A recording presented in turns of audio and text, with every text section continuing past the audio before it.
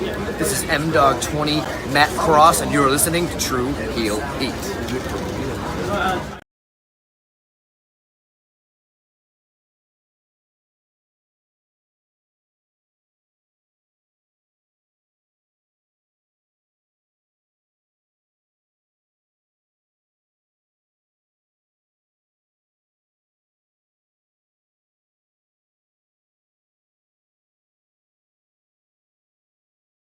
Oye, te habla tío Sabio Vega. This is Sabio Vega, and you watching True Heel Hit a mi manera o para la calle.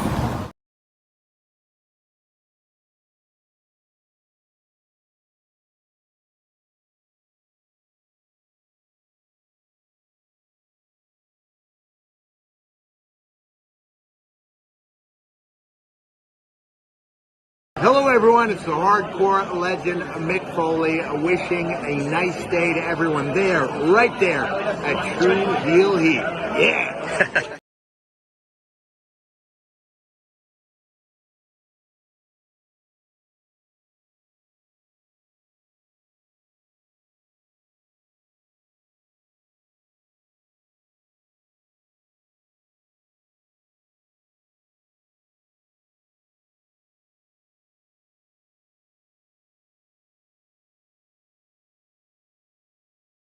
Hey guys, this is Rosa and welcome to True Heel Heat.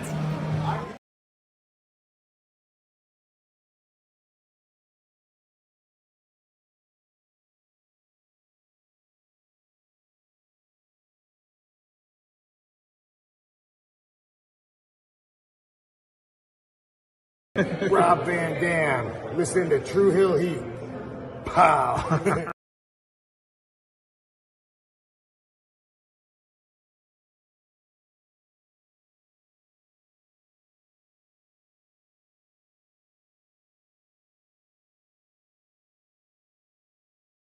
I'm serious. I'm not going to sit back and take this fucking shit.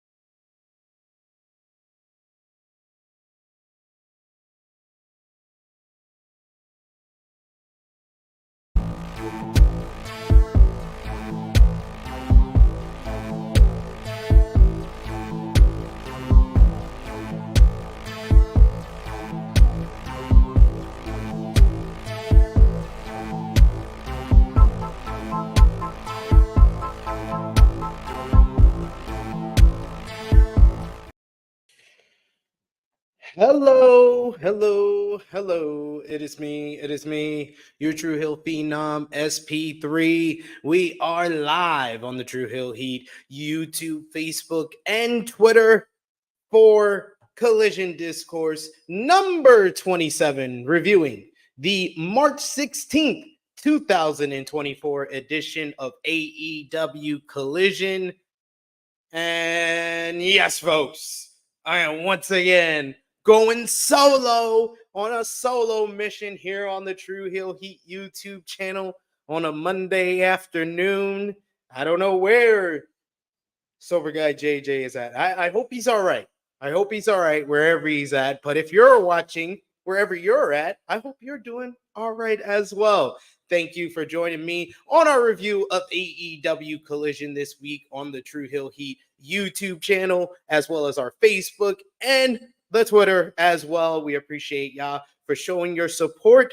We appreciate y'all for showing up. Show that appreciation back the simplest way possible. Drop the thumbs up on this video. Share this video with all your wrestling fans, friends, and family on all your favorite social media platforms. If you are new to the True Heel Heat YouTube channel, hit that subscribe button, hit the bell to stay notified for all the great content here. And of course, you know what we like to do here. It's the True Heel Heat YouTube channel. I'm running solo, so my co-host is not Sober Guy JJ. It is all of you. We so sound off in the live chat. I will try to highlight as many of your comments as possible, but if I'm running on a solo mission, I'm going to need some super chat donations. So super Chisholm donations, if you will. If Will Chisholm is out there in the world, I need to support all the members, the Negro Bucks, the Wallabies. I need your support if I'm running solo because I need y'all. So send a super chat donation. I'll make sure your comment is highlighted on screen. I'll try to highlight as many of your comments as possible as we talk about AEW Collision from March 16th. 2024. We got Eric Isaacs in the chat who says, "Hey fellas, what's going on?" It's just "Hey fella" here for now. I sent them the link. That's all I can do, folks. All I can do is send my friends the link when we do shows together. You know, Jimmy Macaram, I sent him the link, and I know he's gonna show up at 1:05 on the dot. Doesn't matter. He always shows up for work. Silver Guy JJ, when we talk about Collision Discourse, it's always a catch-22. I always hit him up a day or two before, pull back the curtain. Always hit him up a day or two before, and what it do, G Loke, he says, ready for another banger, smash the like. We also got Trey Jones in the chat who says, hola. We got a Power Driver finisher that says, "Oh, bravo fuckers." Okay. We got Christopher Kidd who says, "We here." We also got Brooklyn Bleak who says, "So not so sober guy." I'm not gonna go there. We also got Nikki Boy, Negro Buck who says, "What's up, SP3?" We got a new face in the chat, Jing Ping. I don't have my translate on. I have a lot of things going on in the background here as I try to maintain control on my own. But let's get into AEW Collision from March 16th, 2024. AEW Collision took place from Ottawa, Canada, the Canadian Tire Center. And this show had possibly one of my I haven't had this much joy watching a professional wrestling match in quite some time. I get excited, I get hyped, and I had joy. No, I had not for some time. Probably the last time was just a couple of weeks ago when I was live in Greensboro for Osprey and Takeshita and the main event and Kingston and Bryan. Yeah, I was when you're there live, that's different. But sitting at home, it's been a while since I've had this much joy watching a professional wrestling matchup because we had Katsuyori Shibata going one-on-one with the American Dragon, Bryan Danielson. Holy shit chance right at the start of this matchup, folks. Danielson and Shibata both coming back from career-ending injuries. Bryan Danielson, of course, had a series of concussions and a neck injury that he retired from professional wrestling back in 2016, but returned in 2018, and of course, coming to AEW in 2021. Meanwhile, Katsuyori Shibata had the epic showdown with Kazuchika Okada back at Sakura Genesis 2017, where he delivered a bone-crushing, brain-crushing, literally, headbutt to Okada that led to, basically brain surgery that kept him out of action for a couple of years before making his return to the ring just a couple of years back at Wrestle Kingdom in the Tokyo Dome. But these two men going at it, and this started off basically like a filling ass process, more or less an exhibition. It was like a wrestling match, but it was like the Zack Sabre Jr. Shibata exhibition that first introduced Shibata back into the ring following his head surgery. But as it escalated, I love how the drama, the emotion, and the intensity, most of all, would pick up throughout this matchup. So Danielson would bridge out of wrist lock. We got a brief stalemate. They lock hands again and trade kicks before Danielson grabs the knee and transitions into a surfboard. He surfboard. We get the woes, and then Danielson stomps on the knee. We get a running kick to the back of Shibata. Then we get arm rings by Danielson. Danielson worked over the arm very well throughout this matchup. We get a butterfly suplex into an arm bar by Danielson, but Shibata is able to block the arm bar. We get Shibata locks in a bow and arrow, but no, Danielson moves into an ankle lock and gets a bow and arrow of his own. Shibata flips out of that into a cover for a 2, just as Nigel McGuinness is complimenting that Shibata is better at this than Danielson. They fight to the apron where Shibata hits a big suplex to the floor. Danielson is able to kind of somewhat land on his feet before Shibata hits a big running PK as we go to commercial break and get the picture-in-picture break. Shibata stomps on Danielson as we come back from break. Now it's Shibata who's stomping on the outstretched elbow of Danielson. Shibata continues the assault on the same arm that was broken in the Okada matchup, so playing off of a previous matchup as well. We get a kick to the arm, and then Danielson escapes to the floor to recuperate. Shibata kicks Danielson into the barricade and then hits a big running boot. Dragon reverses on the opposite side and whips Shibata into the barricade himself. Then we get Danielson with a running knee to the face with Shibata against the barricade. Then he brings him back into the ring. He hits a big diving drop kick. They fight and they start. The intensity really picks up when they start trading kicks and strikes, and we get kind of a testing of each other as they really are kind of like throwing down at this point. It's like German suplex into a dragon suplex into Shibata with a big STO, both men down. The crowd goes wild. Shibata hits a big DVD for a close 2 count. Shibata grounds Danielson and gets a hammer and anvil elbow strikes. Then he hits a ripcord lariat attempt, but Danielson catches him into the Psycho knee, but Shibata is able to kick out. Danielson applies the label lock, but Shibata is able to somehow get his feet on the ropes. They fight to a standstill where they just start trading with each other. It's just hard strikes, hard chops. We get Shibata who just goes into his seating position as Danielson kicks the shit out of his chest. It's just bone crushing. You just hear it's echoing throughout the building.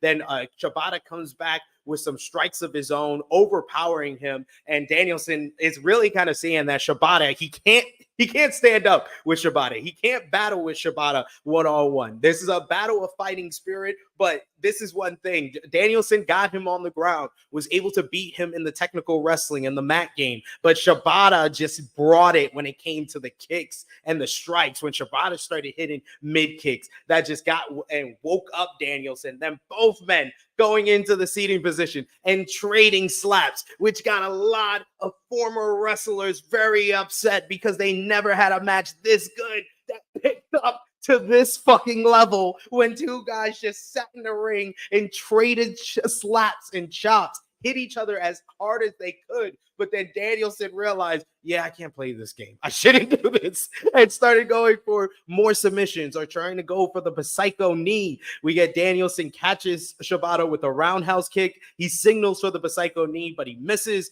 We get a ripcord slap by Shibata.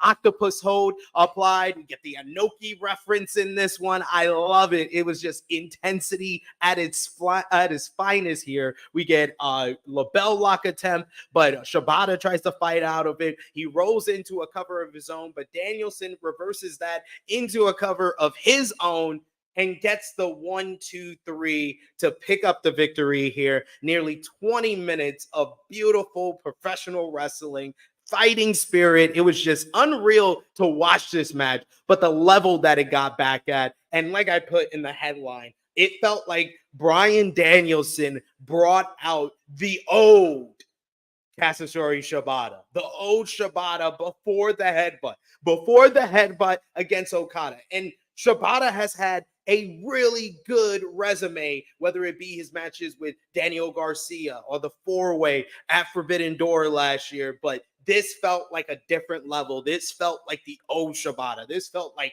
2015, 2016, 2017 Shibata. So I gotta say, these guys, bravo to both men. Just an excellent professional wrestling matchup and a fantastic opener to the show. Gonna go down as a very memorable match in Collision history. Two guys that thought their careers was over, was on the brink of just it all being done and losing someone. They could have lost their life. You hear about Bryan Danielson talking about the strokes that he had and the stuff that he was going through, and Katsuyori Shibata with a brain injury, a brain dent after that headbutt against Okada.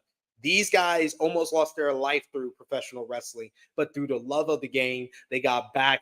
They recovered. They were able to get back into the ring. And we, as professional wrestling fans, were blessed with this matchup. Bravo to both guys. Thank you for giving us something very special that I'm going to remember for a very long time. Katsuyori Shibata is probably one of the most underrated Japanese professional wrestlers of all time. What he brought to Strong Style and his place as one of the three musketeers of New Japan Pro Wrestling during their resurgence and what they became and the popularity that they got in the 2010s. A lot of that comes down to the work of Katsuyori Shibata, who left and came back in the 2010s, around 2013, 2014, and really started kind of just coming from the underneath, coming from the mid card, whether it be the never open weight division, whether it be the tag team division with his tag team with Goto, his undercard feuds and upper card feuds with Hiroshi Tanahashi or Hiroki Goto were just great stuff that just filled out the card and filled out the roster for New Japan Pro Wrestling. And the guy just has classic upon classic in the G1. And I can't echo enough what Bryan Danielson is for professional wrestling. So these two guys delivered something extremely special here. And of course, I got to show some love to the chat because we got a super chism from the good brother Will Chisholm. Thank you so much, Will. I appreciate you showing up and showing out with a super chat donation here. He says, SP3, you must feel like the movie Castaway, but the black guy doesn't live. Oh, shit. Why'd you have to remind me, Will? Why'd you have to remind me that the black guy doesn't live in these type of movies? And I just did a rewatch of all the Scream movies, which I'm probably going to do a video on the True Hill Heat Sports and Entertainment channel, which you reminded me that, yeah, none of black guys survive in those movies, except for Dwayne Martin in Scream 2. He was smart and he just ran away. So maybe I'll just run away from this live stream and you'll just see the back. You'll see my dad's old drawings that he did all these years ago that I have in my background. I had people who said, "Oh, why you don't put stuff in your background?" I'm representing for my dad. It's my dad's drawing. My dad passed away, showing respect. But hey, I don't need all the pops and all that stuff. When we get our new place, we'll discuss that. Maybe we'll do a redesign of my background, but I like representing my pops. But yeah, I'll leave that with the background. I'll just walk off because Dwayne Martin showed us the way black people live in those movies. We got Christopher Kidd in the chat who says, "Damn, Will, not you killing off Sid in his own movie." It's like I can't even write myself to live. Damn it. We got a super chat donation from Brooklyn Bleak. First for Will's super chism, we got to give him. Listen up, you prick. And for Brooklyn Bleak with the super chism donation. Thank you, Brooklyn Bleak. He says, just to keep the ball moving for the solo show. Thank you so much, Brooklyn Bleak. I am not sharing any of the super chat donations with Sober Guy JJ. I promise you that. I promise you. Unless he shows up at the end. Maybe he shows up at the end. And we got a big super chat donation from Will Chisholm himself. Thank you so much, Will. He wants me to work with pricks constantly. That's what it is. Nevertheless, thank you, Will. He says, great match, but that main event finish was ass. I'm glad the Rotherman win, but I wish they had more fight in them. But the House of Black booking is funny, though. Yo, I'll discuss it. I mean, I predicted, though. Will, if you watch the True Hill Heat Flagship podcast, I tried to tell all of y'all, Negro Buck, if you're still in the chat, try to tell them. I told you, I convinced you what was going to happen, and I was right. And shout out to Big Booty Chris, or Big Hero Chris, excuse me. Big Hero Chris out there. Big Hero Chris, who shouted me out on Twitter with the tag of the finish because I called it. called exactly how it was going to happen. I was like, Mark Briscoe's going to interfere and the Infantry is going to win. So they can have hopefully a more competitive match with FTR. Hopefully. One would hope. That's all we have is our hopes. We got Power Driver Finisher who says 100% folks complain about Danielson going against randoms, but I can always trust him to deliver in each and every time. 100%. Bryan Danielson has delivered a like fantastic matchups with Hechicero, Katsuyori Shibata on Yuji Nagata. Yuji Nagata, it's like crazy to say Yuji Nagata or in 2024 that Bryan Danielson's wrestled him. Jun Akiyama, he's wrestled on Collision. He's wrestled all four of those guys in great matches that I gave like over 4 stars for. I gave the match last week with Shane Taylor 4 stars. I know Meltzer gave it 3 3/4 because he's a coward. He won't never call the extra quarter stars on certain matches. Even if it's 4 3/4, if it's a 5-star matchup, he's gonna give it 4 3/4. Shout outs to Undertaker Shawn Michaels. Shout outs to Darby Allin and Sting versus the Young Bucks. We got a Super Chisholm donation from Will. Thank you so much, Will. I appreciate you, good sir. And so does, I'm sure, MJF. You don't know shit. Will says, I don't feel bad the way they killed Jada in Scream 2. The way she doing the French Prince. I mean, in retrospect, they were looking out. Mickey was looking out for Will in the long run, but Will didn't realize it. But what someone realized was Bryan Danielson. He realized the importance of this matchup with Katsuyori Shibata. I showed you the little picture that they took following the epic showdown to kick off AEW Collision. But then a little bit later in the night, we got Bryan Danielson meditating backstage, and he says that he is reflecting on gratitude. And can we just talk about what the hell did Shibata do to this man's shoulder chest? Like the chest to the shoulder has the most ridiculous handprint. It looks so freaking gnarly. It just got redder and redder, it felt, as this promo was going on. He says him and Shibata were told they would never wrestle again years ago. But here they are, and he doesn't know who to thank. But thank you. Danielson has a match with Will Ospreay coming up, but Ospreay can't walk in his shoes.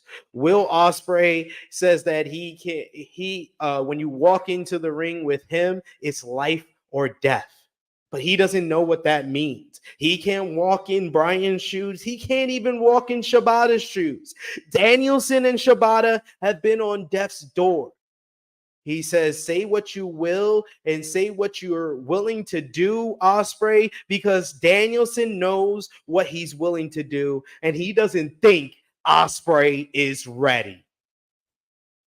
The match goes down. AEW Dynasty. Bryan Danielson versus Will Ospreay. When people ask, what's the story? Watch the product. They're telling you the story. You see, they had a challenge, and the challenge was made on the basis of who's the better wrestler. One guy thinks he's the best wrestler in the world, and he has thought the same thing for 20 years. The other guy thinks he's the best wrestler of the 21st century. 2 different styles. One's a trained, like, professional, technical mat technician. The other is this high-flying hybrid who can do strong style. He can do the technical wrestling. And they're coming together to find out who is the real better wrestler between the two. And then you had the Will Ospreay promo on Dynamite Big Business where he talked about Bryan Danielson's criticism of the Storm Driver, saying that it's too dangerous and wasn't worth it when he used the move against Kenny Omega at Forbidden Door last year. And he says that it's life or death when you step in the ring with him, and he's walking out with the win one way or another. And he's going to live because he's on another level, while Bryan Daniels says that he's been on death's doorstep and he's not ready to go. He stared in the face of death, and he will stare in the face of it again at Dynasty. It's like basic stuff, but it works. The story works. Just watch the product. They're telling it. Stop. We need to stop listening to the people who say, "What's the story?" And you just need to respond with, "Watch the product." Because they cannot even say that they watch the product if they're asking, "What's the story with this matchup?" Just saying. I don't want to hear none of that nonsense, especially on our chat. I don't want to hear none of nonsense on social media, but we're gonna see it anyway. You know this. But moving on to our next matchup, TBS Championship up for grabs. Julia Hart defending in an open house rules matchup against Trish Adora. Loser of the matchup is not able to accompany their team later tonight in the wild card tag team title tournament matchup between the Infiltrate and the House of Black. Adora gets Hart to the mat early on and wrenches at her arm, really showing her overpoweringness. She did like a booty press on her Julia Hart's back before Julia Hart was finally able to take some control in this one. But Trish Adora would make her way back. She hit her nice little German suplex from her knees. Trish Adora just finds a way to always stand out. No matter how much time she gets in the ring, no matter who's the opponent, she just has a great move set, and she just moves so well, and she knows she's a great professional wrestler in the ring. When you work on the mat and you're working over the arm, she just does everything, the little things, very, very well. So I really enjoy Trish Adora's work. In the end, though, we knew the outcome, what this was going to be. It was Julia Hart getting her in the corner, hitting a big move, and then finally hitting the moonsault press off the top rope to pick up the victory here and retain the TBS Championship. Before this matchup, they did show the highlights of Mercedes Moné's arrival in AEW at Big Business. And of course, she had a little showdown with Mercedes Moné. We don't know what that means in the future. What we do know is that this Wednesday, a huge Dynamite Rampage Super Show back to back. Immediately following Dynamite, we have Rampage starting at 10 p.m. Eastern Time on TBS, or 10:07, I guess, because Dynamite's still going to have its overrun because it's going to go into Rampage. It doesn't matter. But yeah, 10:07, I guess, or 10:05, whatever they're going to start. We have a big street fight with TBS champion Julia Hart teaming up with Sky Blue to verse Willow Nightingale and Chris Statlander. We're going to see who wins here after Stat and Willow picked up the victory at Revolution and after the encounter that they had at Big Business with Mercedes Moné getting involved. Maybe Mercedes shows up in some way during the street fight. We shall see. We got in the chat, Alexander Fitzgerald. What's going on, good brother? He says, LOL, people saying, where's the story? What's a story where Danielson blew up Osprey's car or something? Yeah, it's like, what are you asking for? Do you want them to be in a family where, they have a narcissistic leader who tries to kind of keep everybody under his thumb? No, you got WWE for that. Watch that if you want that story. This is a different type of story. You just have to watch and you'll see what the story is. Stop asking what's the story and say if you think it's a good story or not. That's the difference. Like Jimmy Magrium's a great example. He watches the product and he tells us every single week on Thursday what he likes, what he disliked about the show. This past Thursday, it was a good week because he didn't like too much except for the Chris Jericho on Dynamite. And then there's other weeks where he dislikes a lot of things. He even sent me a tweet about, why don't people watch Collision? And then sent me the graphic for Cool Hand Ange versus Zach Knight. So, points were made. Points were made there. Points were made. But speaking of which, we did not get that matchup because Lexi Nair interviews Zach Knight backstage, who has been challenged by Cool Hand Angelo Parker in Ottawa, Canada, which is in his home country of Canada. Of course, Knight will give him a fight, but not here in Canada. Zach Knight will give him a fight, but only on his terms. Harley Cameron said some things during this matchup. I want to give this story a chance. I really do. But I'm struggling. I'm struggling here, people. Yeah, people, give me a reason to enjoy this. I mean, Angelo Parker cut a really good promo on their social media. I think after Rampage, they got into a whole big brawl backstage at Rampage, and I know that's how that set up the matchup for Collision. But I don't know. I don't know. That matchup seems more appropriate on a Rampage, or honestly, it seems even more appropriate in Ring of Honor. That's just me. But if this is eventually going to lead to a big matchup on an episode of Rampage, that's fine too. That's fine too.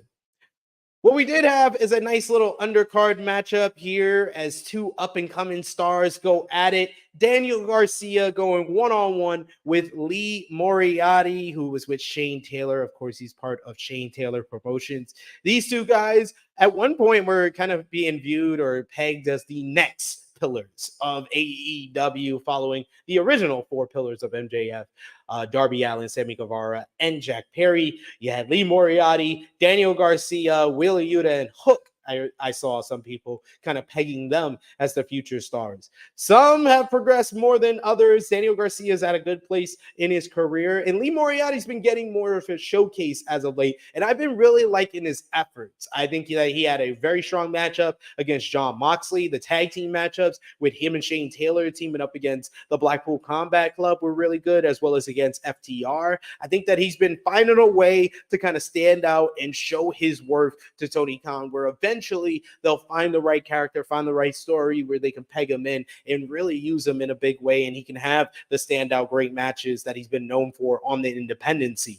Here, this was a more technical based matchup, but honestly didn't get enough time to really get going. It went just over 5 minutes here, but really good sprint for the 5 minutes that we got. This was really great while it lasted. I love the leg work by Garcia, setting up a new finisher for him as he locked on the heel hook. He's gotten wins with the heel hook previously, but this seems to be something that he's picking up momentum with, or something different that he's adding to the repertoire after failing to win the TNT Championship against Christian Cage back at AEW Revolution. If that is indeed something that he's going to continue using, I like it. It makes it a little bit different. He's got the jackknife pin, which he's kind of made his own little finisher. He's got the Dragon Tamer, which always doesn't work. So I like him having a different submission, honestly, because the Dragon Tamer, we've seen it fail so many times to the point that some people honestly ask, why does he even use it? Why does he even use it? We got Power Driver Finisher says, can't complain when it's just a backstage interview and have been telling the story either way. Hey, Rampage is AEW also, whether they watch or not. Yes, this is true. This is true. If a tree falls, it still falls, even if you don't see it or hear it. I think Harley Cameron can be hilarious, Alexander Fitzgerald. I just don't know if she's been hilarious in a while. I mean, that's a valid question to ask. We did get a recap of Big Business with Darby Allin and what went down with him, the breaking of his foot by Bullet Club Gold. We get the x-rays being shown and the announcement that he's going to be out for a number of weeks thanks to the attack from the Bang Bang Scissor Gang. We then get some one-on-one action as we got the Bastard Pack in his first singles match since July of 2023. He goes one-on-one with Aaron Solo. This was originally supposed to be him and Commander, but due to an injury apparently suffered against Konosuke Takeshita in their banger of a matchup on AEW Rampage. If you haven't watched that, you should watch it. Power Driver Finisher for the people that don't watch Rampage, right? Watch that matchup because that was worth watching. Commander was apparently injured, probably on that deadlift Falcon Arrow that Konosuke Takeshita finished him with. So we got the Bastard Pack against Aaron Solo here. And of course, Pack picks up the victory here. He hits the big black arrow and then goes into the brutalizer to pick up the victory. After the matchup, he gets on the mic and he says, Somne, Somne, Somne, the Bastard is back.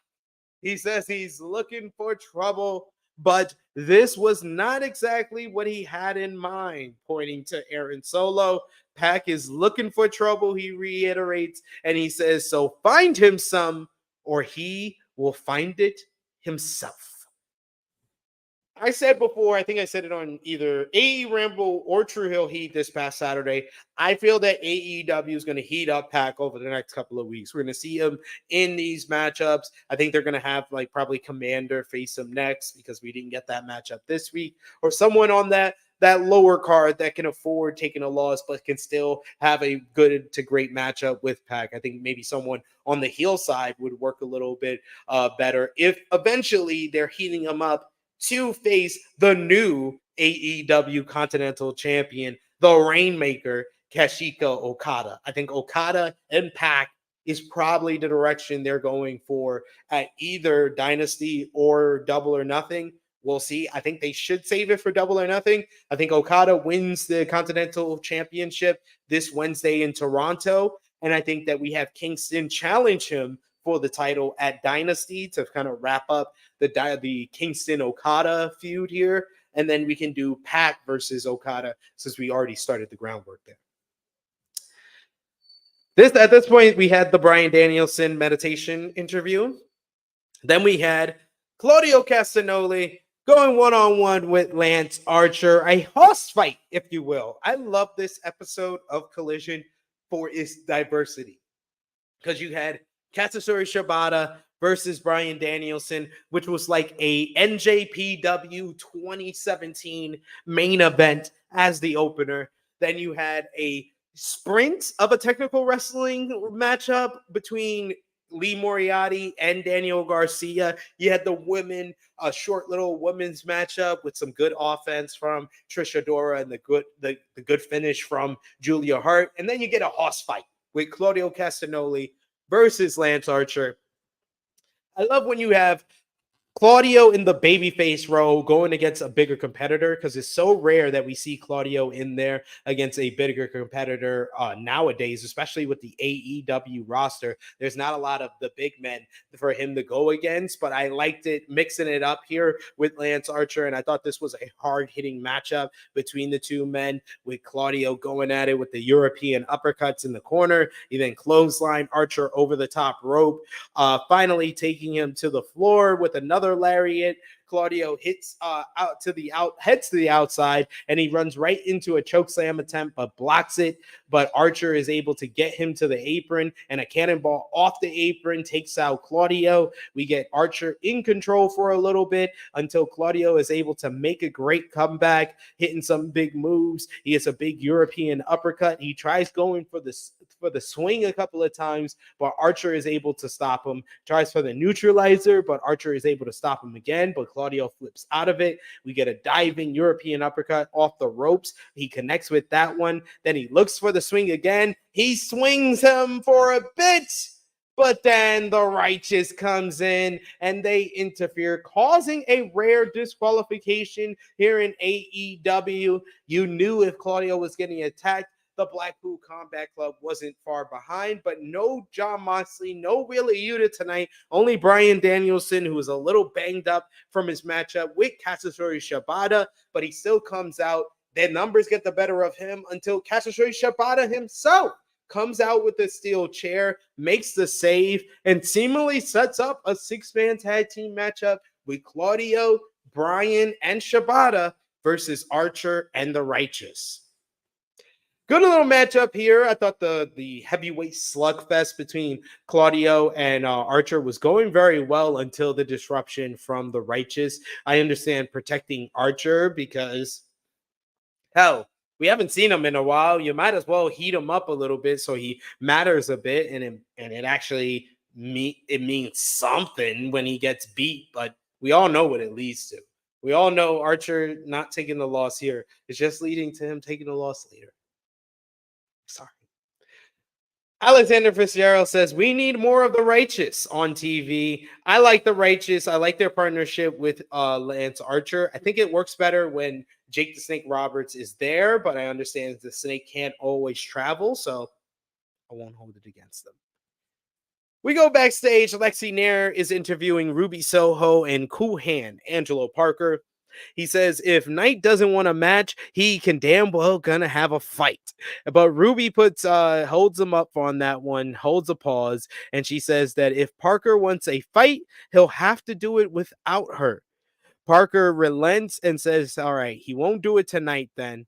But it seems like Ruby doesn't want to fight Saraya because she says that that's what Saraya wants. She's going to go through her family, which I thought meant Angelo Parker fighting Zack Knight, but we shall see. We all know this is probably leading to some blow off in some way of Ruby and Cool Hand versus Zack and Saraya Knight. That's how this is all going to end, folks. I'm sorry to be the spoiler here, but that seems to be the direction they're going. Like it if you want. I mean, I've liked parts of this. I think they've done romance very well. I think Cool Hand and Daddy Magic are always good in whatever role you give them. And I think that Cool Hand has really gone into the whole character and the whole romance plot of this, and him and Ruby do make a good pairing, and it has transitioned Ruby into a babyface role, so we'll see if it helps going forward.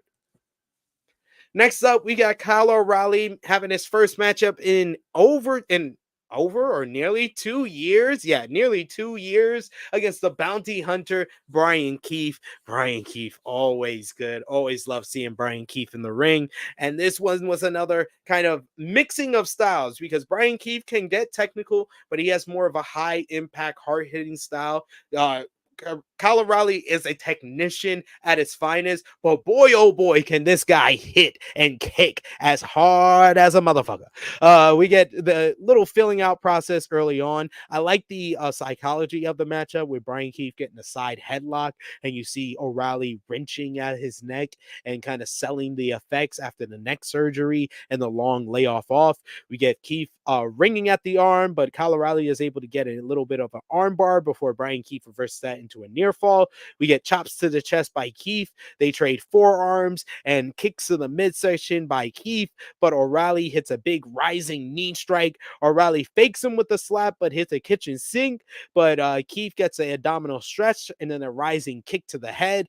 DDT by Keith gets a near fall, and then you get O'Reilly really selling the neck at this point as he rolls to the floor. We go to commercial break at that point. We get hard strike exchanges at certain points. We get classic Kyle O'Reilly with the axe and smash combination, the spinning leg sweep. We get a high angle half bomb. Then we get Kyle keeps at the leg hold and then gets a knee bar, but Keith is able to get to the ropes. We get fighting and a big fighting sequence and a couple of big near falls. Keith hits a big knee strike where O'Reilly kind of is like after the strike exchange falls into the knee strike and then Keith falls into the cover. Keith hits a big tiger driver for a near fall, but it's only a 2.5. We get a blockbuster attempt by Keith, but O'Reilly's able to drag him off of the top ropes. We get an enziguri by Keith and then a rebound lariat by O'Reilly. We get Nigel popping big for that one as that's his old finisher. And then the brainbuster connects by O'Reilly, but he only gets a 2 count, only for him to transition into the Armageddon for the victory here as Keith taps out.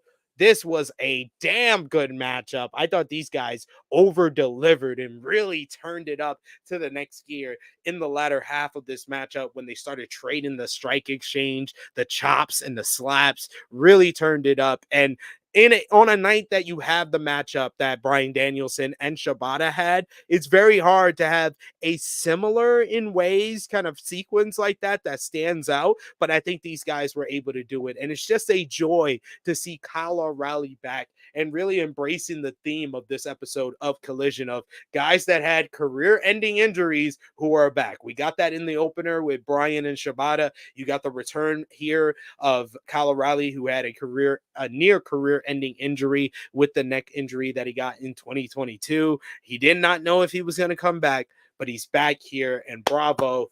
Really damn good matchup with Bryan Keith, who is so consistent. He's just so consistently good. All we need to do is 2 things.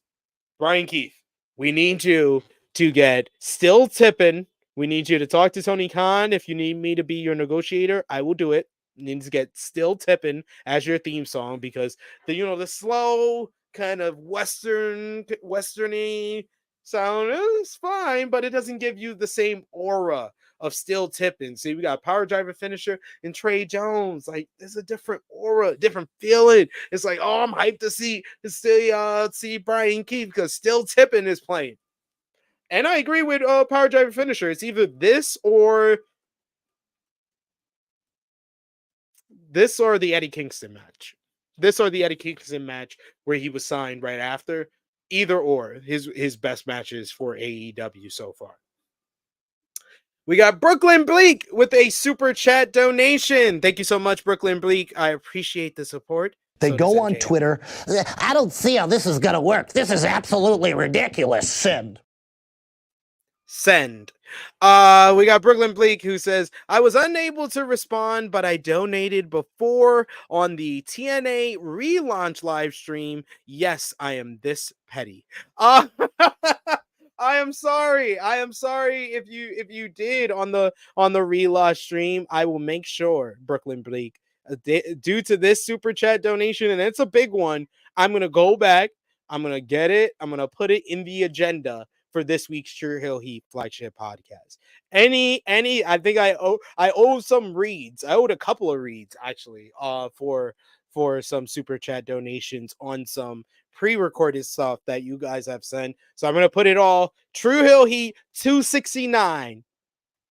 269, because to be 69 is to not to be 69. And what a number for us to read your super chats from that TNA relaunch. So Brooklyn Bleak, for you, that is what I'm gonna do. I apologize for the lateness. Brooklyn Bleak, you're and even for that, you're gonna get I'm gonna ban. I'm serious. I'm not gonna sit back and take this fucking shit.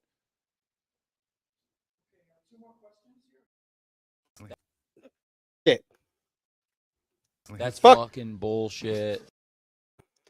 I like double tapped it. I'm like, hurt and I'm old and I'm fucking tired and I work with fucking children. He's like attacking me while I'm here on fucking by myself and shit. You like, fucking mark! God damn it, Brooklyn Bleak. God damn it. I'm on my own here. You couldn't send it when I got some backup? Yes, I'm gonna check and I'm gonna definitely read out because I did note that too. But you know, I got kids, man. I got 2 4-year-olds now. 2 4-year-olds. Gotta do that. Got a writing schedule. There's a lot for me to remember. So, but I'm gonna show some love because you did donate. But next up on this episode of Collision, well, one more for the road because I have so much fun. Why you so crazy? Take it easy. Take it easy. So up next, you have Thunder Rosa and Deonna Purrazzo. They are with Lexi Nair backstage. They've never teamed before, but Rosa and Deonna have fought each other, and Deonna says that she trusts Rosa. Tony tapped out at Revolution, so she should be standing here as the AEW World Championship. She should be standing here with that title belt.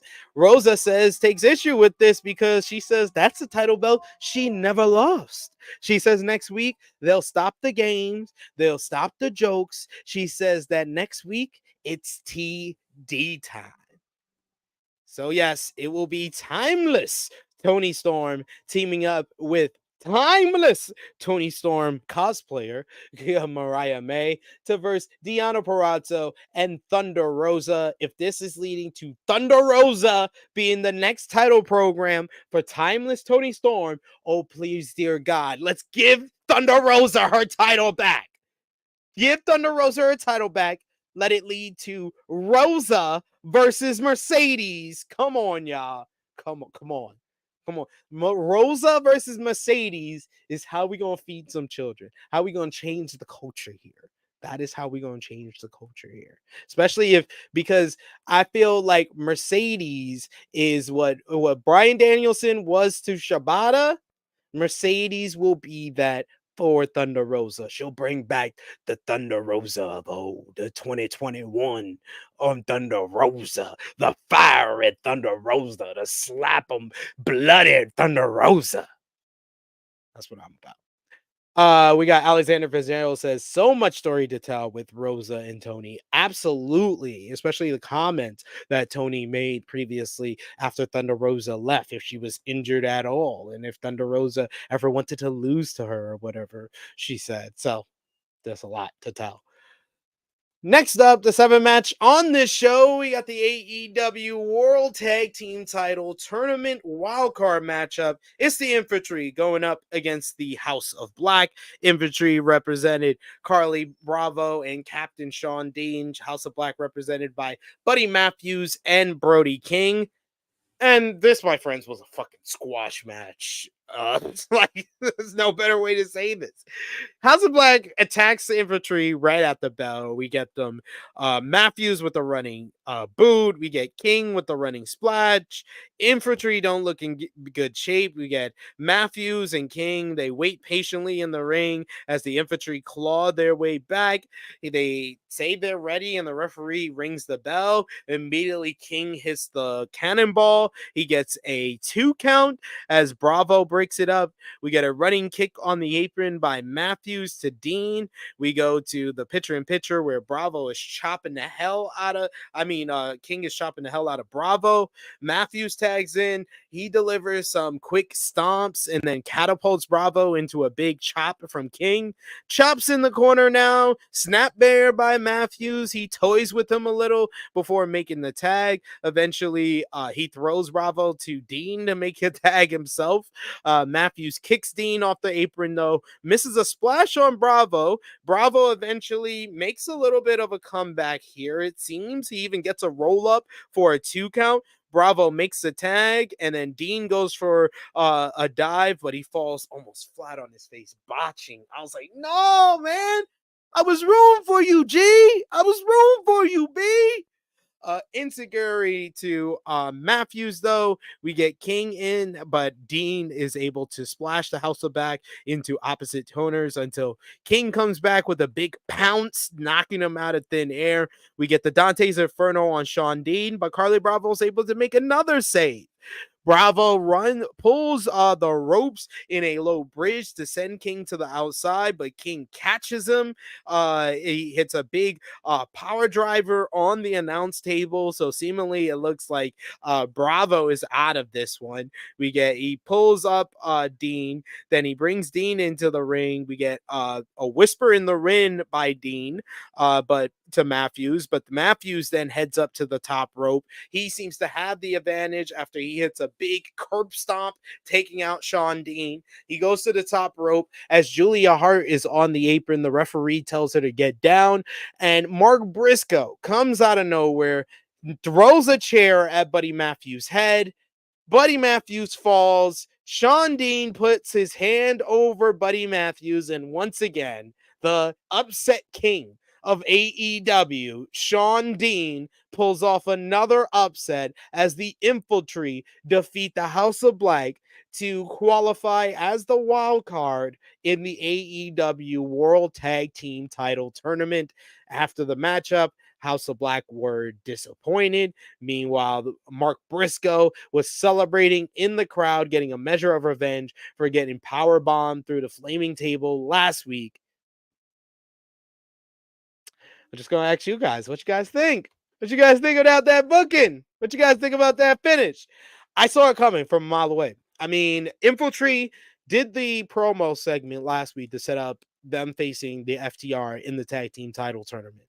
They were on their side of the bracket in the tag team title tournament. All they had to do was win the wild card. I understand some people were like, oh no, House of Black is going to win so they can have a rematch with FTR. They've already finished that program. They're not going to go back to it for a while, at least, unless it's I think until one of the teams have the tag team titles, whether it be the House of Black or whether it be FTR. I think that's when they'll go back to the FTR House of Black, because they did deliver great matches and they ended it on a high point. They're not going to come back to it until it involves the title and they can feel more important. So I understood Infantry was going to win this matchup. How they're going to win this matchup, Mark Briscoe gets involved, helps them win. But you could have gave them more offense. You didn't have to make them look like a complete joke. because when they have a close matchup, which I expect them to have with FTR in this tournament, that's not going to make them look better. That's going to make FTR look like a joke because the House of Black watched these guys and only won because Mark Briscoe had a timely interference. And yes, Brooklyn Bleak, that's what I was referencing. He says there was a storyline where one of the infantry has 2 wins over MJF, right? Yeah, Sean Dean. Captain Sean Dean has a countout win and a DQ win against MJF, I believe. Power Driver Finisher says, I legit said, are y'all trying to die after breaking the pins? But I ate my words when they lasted long enough for fate to kick in and win. Yeah, it's a good story if done right. I just wanted Infantry to have a little bit more offense. Don't look like a complete joke. Come on, bro. Malachi Black hits the ring after the match, and he is fuming as well. We get a recap of Christian Cage and Adam Copeland's feud up until this point. And then we get Adam Copeland for our main event segment coming out in Ottawa, Canada. He makes his way to the ring and he has that box he introduced last week that says Spike on it. Copeland says that the last time he performed in Ottawa, he wasn't sure if he'd ever compete here again. He has a lot of history here, and that reaction gave him one more memory. The crowd was going crazy for him. I was told by some people that were in the building that he got probably the loudest reaction of the night. And he says that this Wednesday, he faces a guy who for over 40 years he thought was his best friend. Christian Cage, there is no J anymore. He's literally become Christian Cage now. They talked about him coming to All Elite Wrestling, and Cage was on board with it. He came here to retire alongside his best friend. He didn't come here to take anything away from Christian. And at World's End, Copeland failed, but he dusted himself off and moved forward. He did the Cope Open and he earned himself another title shot. But what did the patriarchy go and do? They went and took him out. And they used the concerto to do it, the move that they created. So seems appropriate. But when he was out, he got a phone call from someone who had to remind him who he is. Someone equally as psychotic as him. Someone who created Barbie. And then he got a call from someone else who created Janice. And so Copeland created Spike. Copeland opens the case and pulls out the 2x4 with spikes in it, and it's protruding. He sticks it up against his face even, and he says that he is the rated R superstar. He has dark thoughts in his head, and at the end of this Wednesday, Copeland will send Christian to the hospital. Spike and Copeland will make Christian say those 2 words, I quit. And 40 years after it all started in their hometown, it ends. And he drops the mic to end the show. The look down the camera, Edge special promo, sit down in the steel chair. This was a money promo to sell Wednesday's matchup. And I think that it did the job. We'll find out when the ratings come out, what the rating in the quarter hour look like. And going a different direction than a main event matchup and going the direction of the hard sell for the main event for Dynamite, I think is a step in the right direction of the connective tissue of making sure that, for better or worse, AEW Collision is SmackDown in the year 2000 for sickos. It's like the sicko version of SmackDown. It's like SmackDown if Vince McMahon had a hard-on for Japanese pro wrestling or Lucha Libre and just said, let me call AAA and just say, I want Negra Casa to come on through and verse The Rock in the main event tomorrow. That's what we get with AEW Collision. But you have to have that connected tissue to the main show of Monday Night Raw in 2000, Dynamite. You have to have that connected tissue. So we'll see if this direction of having the hard sell, the money promo to sell the main event for Wednesday, if it leads to more of a viewership for Wednesday. If they did a good quarter hour with hyping up Adam Copeland throughout the night for this final promo, being back in Ottawa, getting the big star reaction, the biggest reaction of the night outside of the Shibata and Bryan matchup. So we'll see how it is reception wise for the ratings, but reception wise on the night, this was very well done, and I enjoyed it. I definitely enjoyed it, and I thought Adam Copeland did his job as far as building up this I Quit match as a very important matchup, and as the blow off of this feud that has spanned 6 months, and the AEW fans have enjoyed. And for those who have said, "Oh, what has the Copeland and Christian feud? What has it done for anybody?" It put Nick Wayne in a more prominent position. It gave him a consistent TV time, and it gave him an actual character. He has grown throughout this feud from someone who was just a really good wrestler to someone who's actually gaining his chops and gaining some charisma and gaining his footing as far as on the mic and his character work. That has helped him throughout and has helped him working with Christian Cage and Adam Copeland throughout. Killswitch has been benefited by this as a repressed kind of monster and beast and former champion who is being repressed by Christian Cage, and Christian Cage has some type of mind control, and that has been an element of the story being told throughout the Christian Cage and Adam Copeland storyline. So people have been helped by just being in this program. Mother Wayne being introduced as a character came in this program. I'm sick of hearing the pundits and the analysts who have some type of like fetish towards bashing Adam Copeland or saying, "Oh, Adam Copeland is the worst draw he's been in all 25 years of his career." Adam Copeland was only a draw when he got naked under a bunch of sheets with Lita. I'm sorry to say that. And I'm saying that as a huge Adam Copeland fan. He was only a draw for about 3 weeks after his Money in the Bank cash-in. That's it. He hasn't had some big major impact on business since his return in 2020.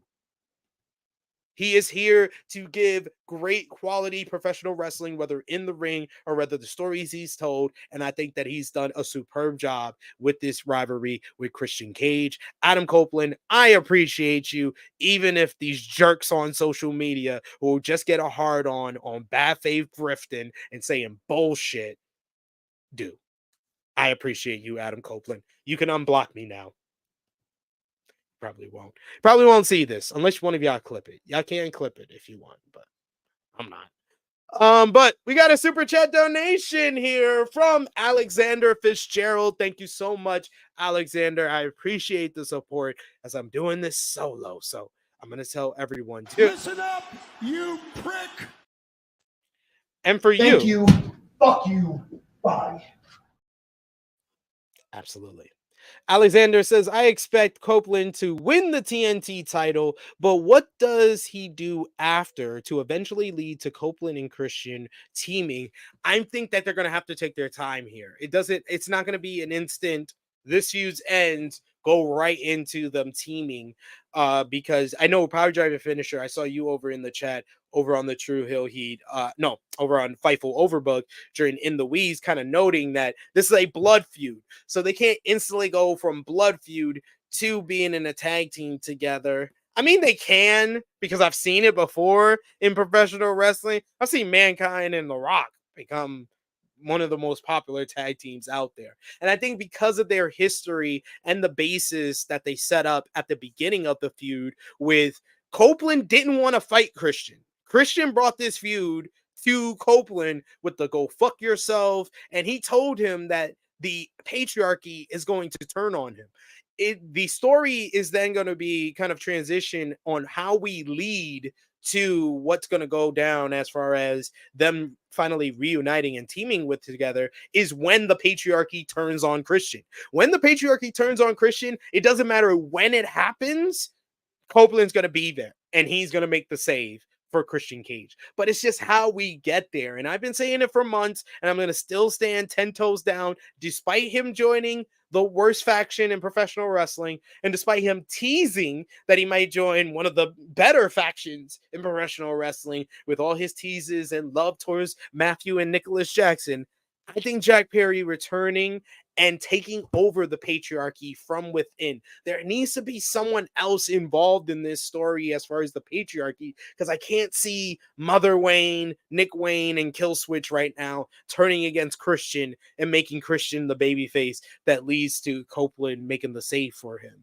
Or how we're going to go with. I said before that I thought that someplace in this feud, we should have had Christian versus Copeland with the stipulation that Copeland must join the patriarchy if he loses. And then you have them teaming together due to Copeland going by this stipulation. And then eventually he's going to succumb to the bad deeds of Christian Cage and succumb to the bad side, because Copeland's just better as a heel, and he wants to be a heel. He wanted to be a heel in WWE, but they made him go back babyface with the whole Judgment Day thing. So he wants to be a heel here. We all know this is how he's going to get there. And I thought the simplest way is to have a match with a stipulation. He joins the patriarchy.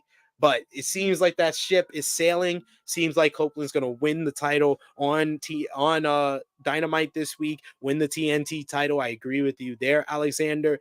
And it's just going to be, the spotlight's then going to be on Christian and the patriarchy story as far as where we're going to go and when we're going to pull the trigger on them reuniting and teaming together. For then, with Copeland as TNT champion, I think we're going to get the Cope Open for a little bit, and hopefully we can have better matches. Give him more time, have him more standout matches, and put over somebody. But I think eventually Copeland drops the TNT title to probably like Daniel Garcia, Switchblade Jay White, someone who it's going to feel like big that beats Copeland, and it feels like a big moment for them. Switchblade Jay White is a former IWGP World Heavyweight Champion, but due to what happened at Full Gear and the whole MJF rivalry, he needs that kind of big established win like that, and beating Copeland for the TNT title fits the bill for me. I would love to see Copeland in there and mix it up with like the Wheelie Uters of the world, or even like a Claudio Castagnoli, or even some of the younger guys on the roster. You know, there's a bunch of people like Orange Cassidy. I would love to see him against, and even younger guys than that. And we got a good suggestion here from Alexander, who says, I just want to see Copeland against some top AEW guys now once he is freed up from this Christian feud. Okada versus Copeland. I could see Copeland versus Moxley. I think they want to work with each other a lot. I could see that going down for maybe the TNT championship. There's a lot of ways that they can go with Copeland as TNT champion. We got Power Driver Finisher. He says eventually, but just sort of keep a distance while keeping the energy that they still got an eye on each other. And I think that Copeland's going to be good with that Power Driver Finisher. I think we're going to get that note from him in the promo following the I Quit match of, it's over now, but I told you what was going to happen, and I'll make sure I'm there when it does, or something like that. We need that little note from Copeland, and he's good with those type of things. But final call for Super Chat donations as I'm going to wrap things up for this edition of Collision Discourse. And thank you guys for interacting with me in the live chat and for those Super Chat donations, because it gives me a chance to talk more in depth about certain segments, like the whole Christian Copeland feud, like the Copeland interview, like Adam Copeland as a draw. Sorry. That ship sailed 2 decades ago, guys. Like, 06. That was it. That was really it. He was, other than him working with John Cena, who is the draw. You're the guy working with the draw. That's how that works. To each his own. But yeah, that I think that I think there's difference here. I like what Copeland is giving us right now, whether he's a draw or not. It has no difference to me. I enjoy the Christian Copeland feud, and I thought that has done a good job for the other members of the patriarchy as well.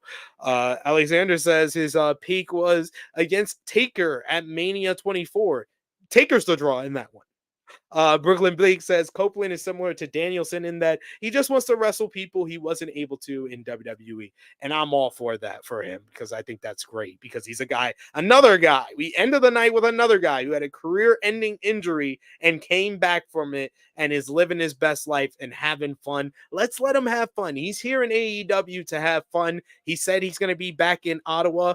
I heard certain people like Joe Pearl who gaslit me on In the Reads. He said, oh, Copeland says he's going to be back in Ottawa. Yeah, because he's going to be back in WWE. No, you're putting out bad vibes out there, bro. You're putting out the bad message. No, he's going to be back in Ottawa because AEW is going to be back in Ottawa later this year, sir. That's why he said that. Not because he's going to be back with WWE, or not because in the back of the mind he knows he's going to finish his career in WWE. We don't know that, and everything that Edge has said, he says he wants to finish his career by Christian Cage. So don't put the bad message out there and stop gaslighting me when I can't respond and on screen with you. Someone clip that and send that to Joe Pearl. I am all out of things to say about AEW Collision, so let's put our thumbs up in the middle for this episode of AEW Collision, the March 16, 2024 edition of AEW Collision. Thumbs up from me out of 10. I'm going to give the show a 7. I was going to say 7.75. I'm going to give it an 8. Because I enjoyed the Copeland promo. I enjoy Shibata and Danielson is what I would have remembered the most. And I thought this was a smorgasbord of different wrestling. We had a hoss fight with Claudio and Archer, a technical wrestling matchup with Garcia and Moriarty, and more clash of styles with BK and KOR. So I love the difference of different matches throughout the night. So I'm going to go 8 out of 10. MVP for the show, I'm going to go with Bryan Danielson, Katsuyori Shibata. They're also my match of the night. I'm sorry. This show is about them. It's about them, folks. So, no, actually, I'm going to go match of the night, Katsuyori Shibata versus Bryan Danielson. MVP, Kyle O'Reilly. Kyle O'Reilly, another guy coming back from a career-ending injury. And co-MVP for Adam Copeland. All the guys who had career-ending injuries get honors on this show. As far as LVP for this show, I mean, Zach Knight and Cool Hand Ange. I mean, because they didn't have a match, they got promoted for a matchup, and then they didn't have the matchup. So yeah. See, Power Driver Finisher's with me. He says same. Danielson MVP match of the night. Now I spread it out the wealth. I'm gonna be fair, Power Driver Finisher. And Power Driver Finisher says 8.5. It caught me off guard with how entertaining and how good the matches were. And yeah, see, I'm like you, Brooklyn Bleak. I understand petty. That's why I'm going to go back and get your super chat donation and put it in the agenda. And you better remind me again later this week because I got kids. I forget easily.